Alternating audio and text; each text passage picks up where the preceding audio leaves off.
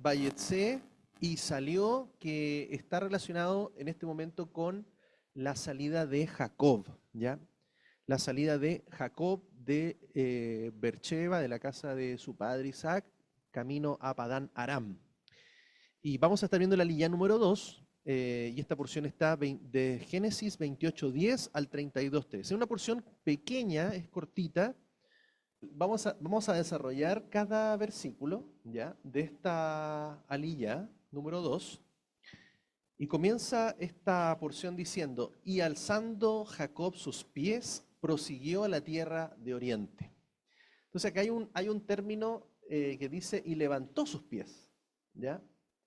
Y ese término tiene una connotación hebrea, ¿ya?, que habla de que él se levantó con un espíritu distinto ese día. Recuerden que había vivido una noche extraordinaria, o sea, había tenido un sueño, había sido algo tan real, se le había confirmado la voz de Elohim, la promesa de él, vio ángeles subir, bajar.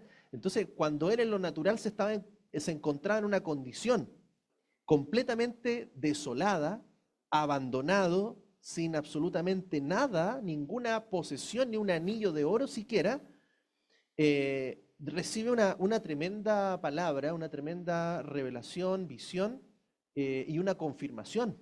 Entonces, de la condición que él estaba, probablemente de tristeza, al borde de haber sido asesinado, pasando a ser confirmado, él dice que levantó sus pies, dice la Escritura, y eso significa que él se levantó diferente, transformado, con un espíritu renovado, ¿ah? Salió con motivación, salió con fe, con esperanza. O sea, esa expresión denota desde el hebreo esa actitud en la vida de Jacob. Y luego se dirigió a tierra de oriente, ¿ya? Tierra de oriente, algunas versiones también, como la Septuaginta, dice que se dirigió a Labán, el hijo de Betuel, el sirio, hermano de Rebeca, madre de Jacob y Esaú. Entonces, claramente, él iba con el propósito de encontrar a su familia para que pudiese ser acogido en la casa de su tío, ¿ya? Su tío Labán. El versículo 2 dice: y miró, y en campo abierto vio un pozo y 3 rebaños de ovejas cesteando junto a él, porque los rebaños se abrevaban de aquel pozo, y una gran piedra tapaba la boca del pozo.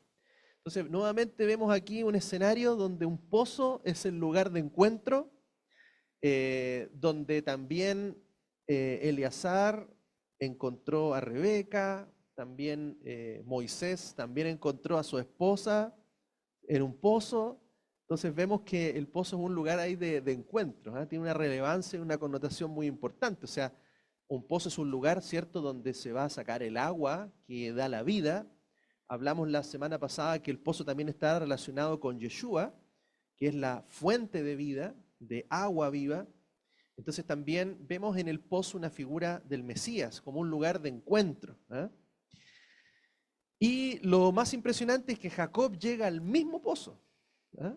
Al mismo pozo donde años atrás estuvo el encuentro de Eliezer con Rebeca, que la lleva para ser esposa de Isaac. Entonces, Jacob no conocía ese lugar, ¿eh? Y se encuentra en el mismo lugar ahí proféticamente donde había estado su madre. El versículo 3 dice: allí se juntaban todos los rebaños y rodando la piedra de sobre la boca del pozo, abrevaban las ovejas, tras lo cual devolvían la piedra a su lugar sobre la boca del pozo.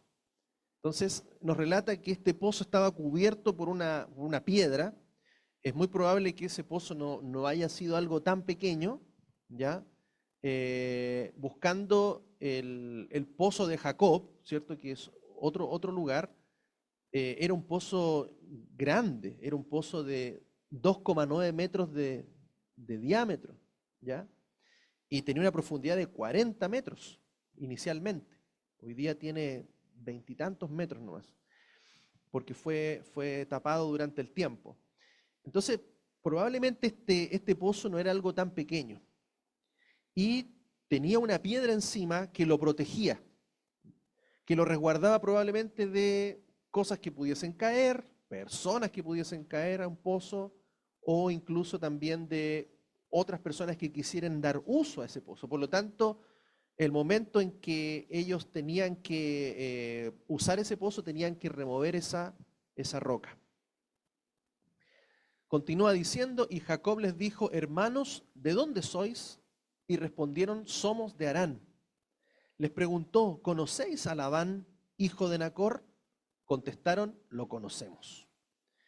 Entonces Jacob ahí entiende de que había llegado al lugar, ¿cierto? Correcto, Dios le había guiado hasta allí, él le había direccionado a su propósito, y por lo tanto los pastores también mencionan que conocen a Labán, y por lo tanto dice, aquí estamos bien, aquí estoy salvado, aquí me van a poder ayudar.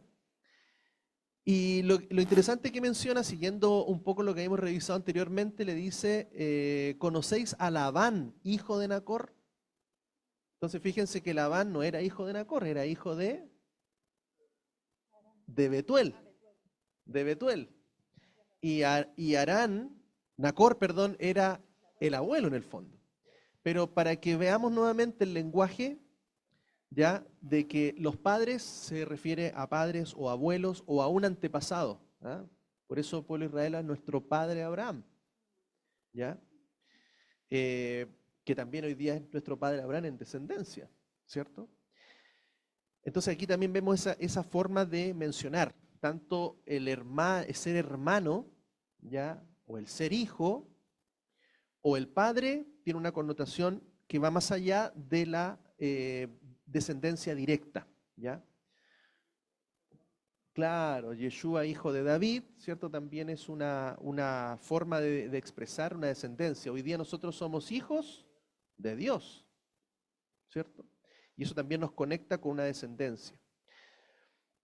Y les preguntó él a estos pastores, ¿está en paz? O sea, ¿está en shalom? Y ellos dijeron, en shalom. Y he aquí su hija Raquel viene con el rebaño. Entonces, sabemos que el shalom es una frase, es una palabra muy común, ¿cierto? Acogida también hoy por nosotros, como lo decíamos en la mañana, el shalom alejem, Shabbat shalom, o el shalom para saludarse, el shalom para despedirse. Entonces es algo que se usa mucho, mucho, y esto es una palabra muy profunda que puede tener varias traducciones, entre ellas paz, pero también bienestar, salud, tranquilidad, es estar bien en un sentido muy amplio. Entonces cuando le dice está en shalom, le está preguntando ampliamente cómo se encuentra él. Y él le dice sí, en shalom. Le dice, es más, mire, ahí viene su hija Raquel, que viene con el rebaño. Y Raquel en hebreo, ¿cierto? Es Rachel y significa oveja. ¿Mm? Ahí venía la ovejita, preparada para... ¿Cierto? Era profético cuando Isaac, ¿cierto? Iba a ser sacrificado, aparece una ovejita ahí. ¿Ah?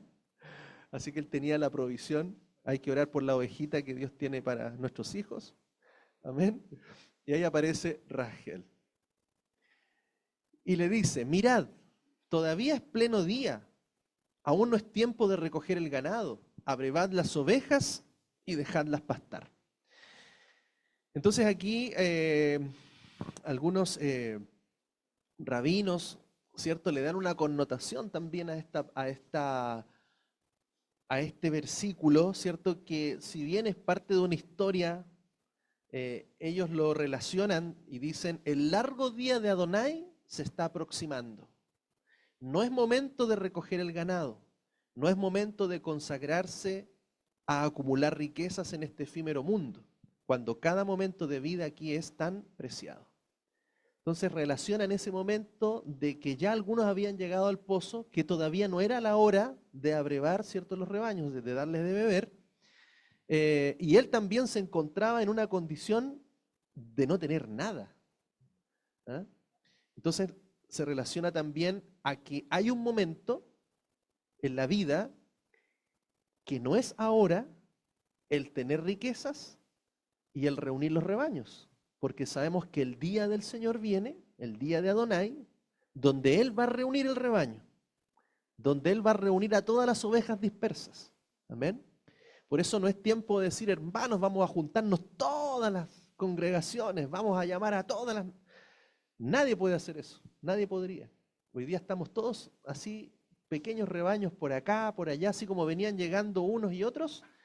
Va a llegar un momento en que Él va a reunir a toda la congregación, a todos los rebaños, y es por eso que también el llamado de Yeshua era siempre a la austeridad, que este no es el tiempo de acumular riquezas, sino de estar de alguna manera desprendidos, libres en eso, pero dependientes de Él. Entonces esa era la condición de Jacob. Lo único que Jacob tenía era una promesa, era una palabra, no tenía absolutamente nada más. Entonces ese día está próximo, ¿ah? El día de la gran reunión. Después dice, pero ellos dijeron, no podremos hasta que se junten todos los pastores y rueden la piedra de sobre la boca del pozo. Entonces abrevaremos las ovejas. Entonces, si ustedes se ponen ahí, esto nos lleva también a pensar, como se dice, en un nivel más elevado, un nivel sod, ¿ya? De que está hablando en un lenguaje, la Torá nos puede llevar a varios niveles de entendimiento, ¿ya? Entonces dijeron, no podemos, ¿hasta qué? Hasta que se junten todos los pastores y remuevan la piedra, y ahí sí, entonces, se les dará de beber. Entonces, también nos está hablando esa connotación de cuando el Mesías, Yeshua, regrese, va a ocurrir un acontecimiento donde todos serán reunidos y dice que habrá agua, ¿eh? Que saldrá. Incluso recuerden, de la Jerusalén, la nueva Jerusalén, va a salir un río de agua que correrá para todas las naciones, porque ya no habrá mar, sino que habrá solamente un río. Ya no habrá sol. La luz que sale de Jerusalén, del templo, va a iluminar toda la tierra. Entonces, esta piedra, que dice que era grande y por lo tanto una piedra grande es bien pesada, solo podía ser removida cuando estuviesen reunidos todos los pastores de los rebaños, porque entre todos tenían que hacer rodar esta gran piedra y así poder sacar agua del pozo. Génesis 29:9, todavía les estaba hablando cuando llegó Raquel con el rebaño de su padre, pues apacentaba las ovejas de su padre. Mira acá, yo no había visto que Raquel era pastora. ¿Sí? Raquel era pastora porque en esa época muchos de los hijos varones se dedicaban al estudio, muchos se iban a estudiar Torá y las mujeres pastoreaban los rebaños. O los hijos menores, como David, ¿cierto? Claro, quizás era un trabajo no de una posición elevada, porque obviamente recuerden que el hijo mayor tenía que dedicarse al estudio, ¿ya? Tenía que dedicarse a ese tipo de actividades, y los demás hermanos o los menores, ¿cierto? El más chico obviamente tenía que hacer la función, ¿cierto?, de todos los demás. Entonces aquí vemos a Rebeca pastoreando el rebaño de su padre, hasta que llegó Jacob, ¿cierto? Él iba a tomar todo ahora. Versículo 10, y sucedió que cuando Jacob vio a Raquel, hija de Labán, hermano de su madre, y al rebaño de Labán, hermano de su padre, Jacob se acercó y rodó la piedra de sobre la boca del pozo y abrevó el ganado de Labán, el hermano de su madre. Entonces aquí vemos algo sobrenatural.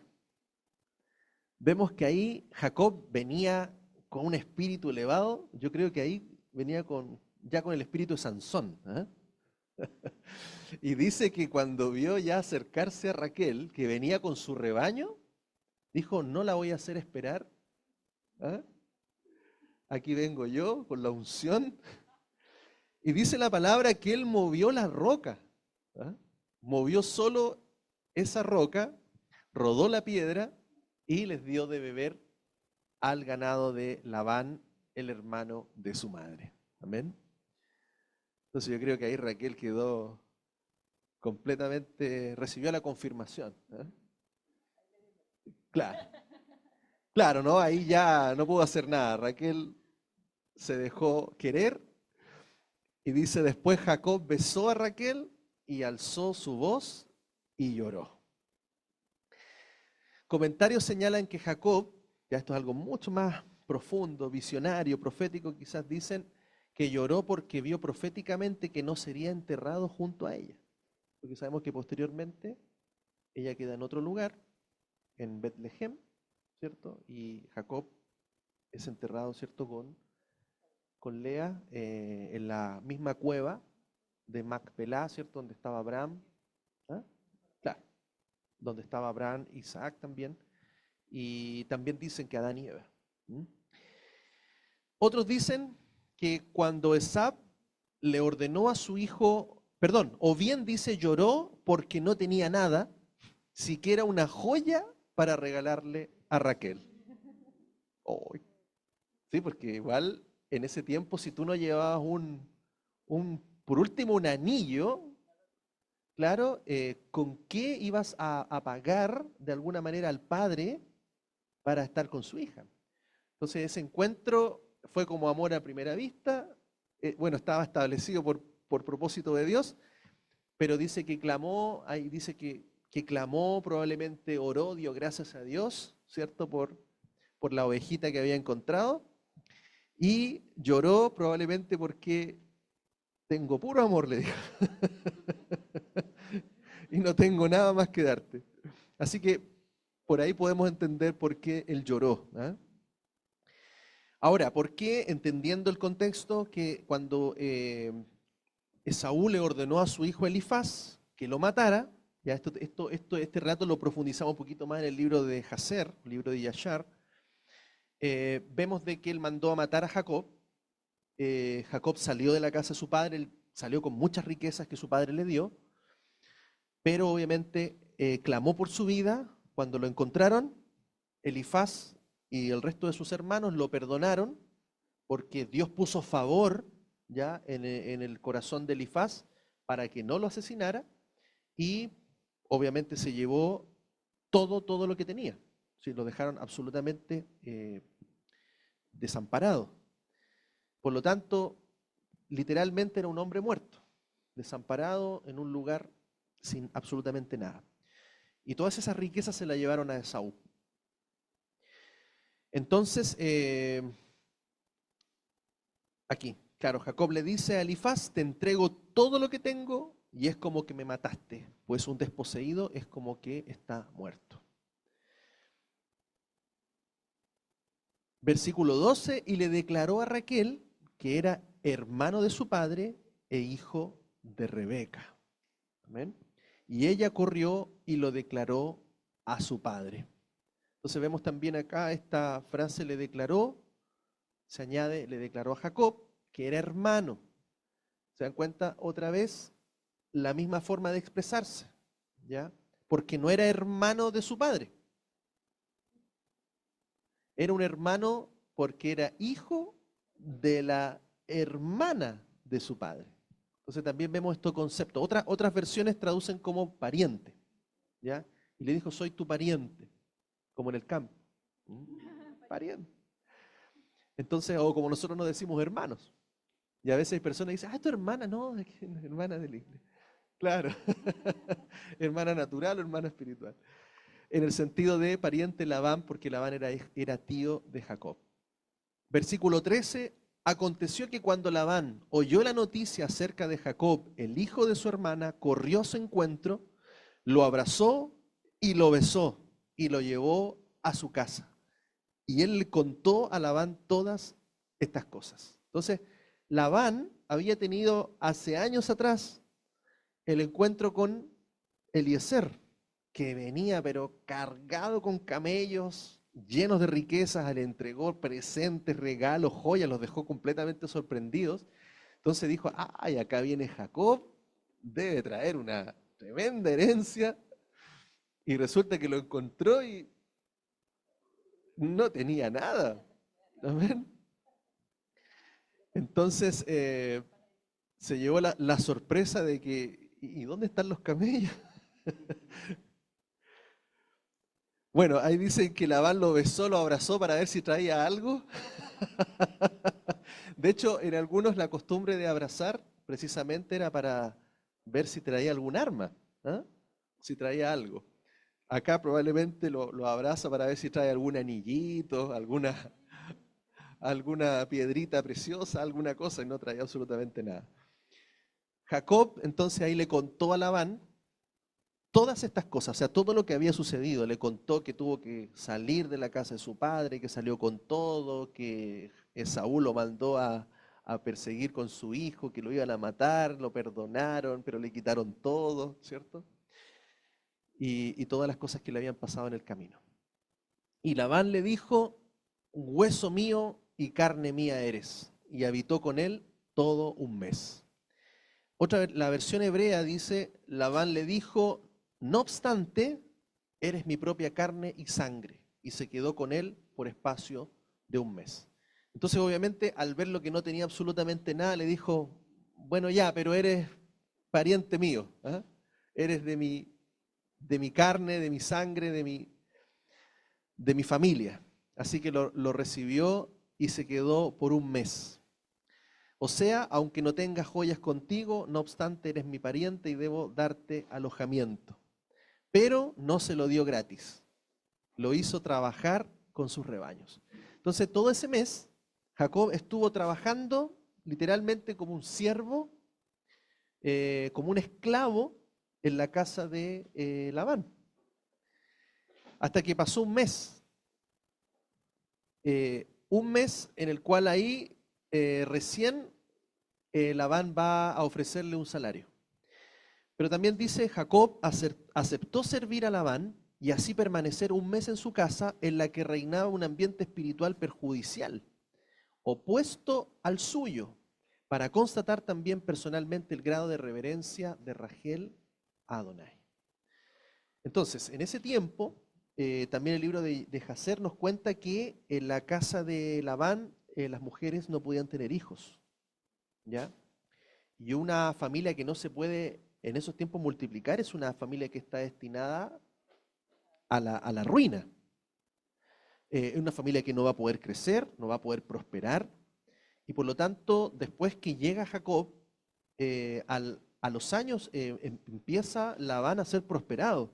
No solamente con sus bienes, sus ganados, sus riquezas, sino que las mujeres que estaban comenzaron a tener hijos. De hecho, Labán comenzó a tener hijos, ¿ya? Con su esposa. Empezó a tener varios hijos. Entonces eso también trajo bendición, porque la bendición de Adonai estaba con Jacob. Por eso fue tremendamente prosperado en personas y también en bienes. En hebreo, cuando habla de todo un mes, recordemos que se dice Hodesh, que significa renovación y está en relación a la luna, a las fases lunares. Entonces se quedó una luna ahí, ¿ya? Desde luna nueva hasta luna nueva. Esa era la forma de contar los tiempos. Y dijo Labán a Jacob, por ser mi pariente, ¿me has de servir en balde? Indícame cuál será tu salario. Entonces después del mes le dice, bueno ya, si vas a estar trabajando, por último, te voy a hacer un salario, ahora te voy a ascender de esclavo a jornalero.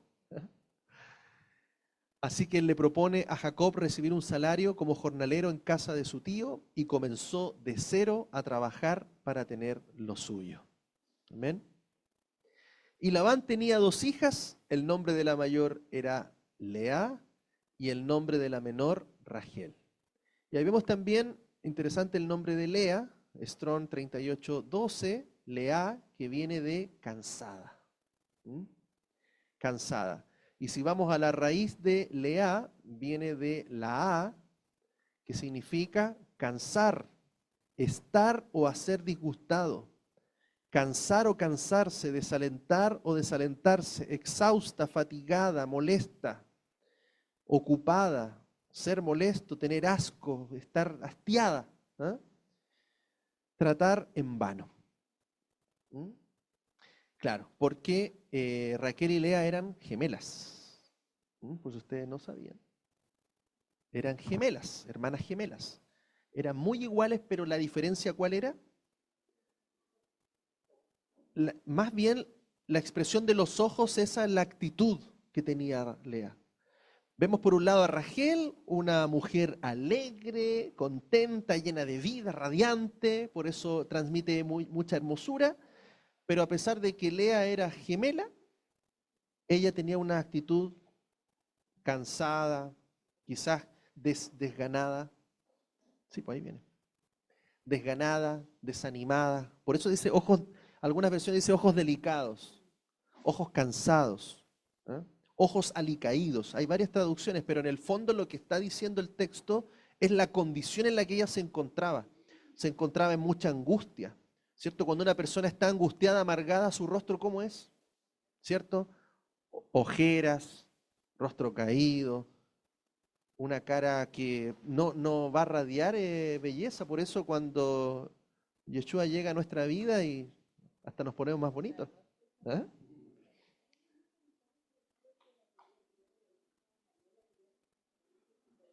Sí, sí, exactamente. ¿Cierto? Se veía mucha tristeza, cansancio, no tenía ganas de vivir probablemente. Había algo que la afectaba mucho. Dice el versículo 17, y los ojos de Lea eran alicaídos, en tanto que Raquel era de hermosa apariencia, o sea, hermoso semblante, bello semblante, por la actitud que tenía interior. Y acá el Midrash cuenta que Lea estaba destinada para casarse con su primo mayor Esaú. Como ella era la mayor, tenía que casarse con el hermano mayor, que era Esaú. Y Rachel estaba destinada para casarse con su primo menor, Jacob. Por eso estaba contenta. ¿Eh? Por esta razón Lea lloraba y oraba tanto que sus ojos estaban siempre lagrimosos. El Eterno escuchó su oración y así fue entregada a Jacob. ¿Amén? Entonces esa era la razón por que ella se encontraba en esa condición. ¿Ya? Porque le correspondía casarse con Esaú. Y Esaú ya tenía 3 esposas y por lo tanto estaba, como se dice, en otra. No era la aspiración que ella quizás tenía de un marido. Por eso ella de alguna manera vuelve a la vida cuando es, digamos, entregada como esposa a Jacob. Y la única forma de agradar a Jacob cuando entiende que Jacob le correspondía a su hermana y Jacob también estaba enamorado de su hermana Raquel, era darle hijos. Para sí, y cada nombre de los hijos, ¿cierto?, tiene una connotación también de lo que va ocurriendo en su vida. Chava Chalón. Oh. Chava Chalón, mira, me había olvidado que terminaba ahí tan cortito.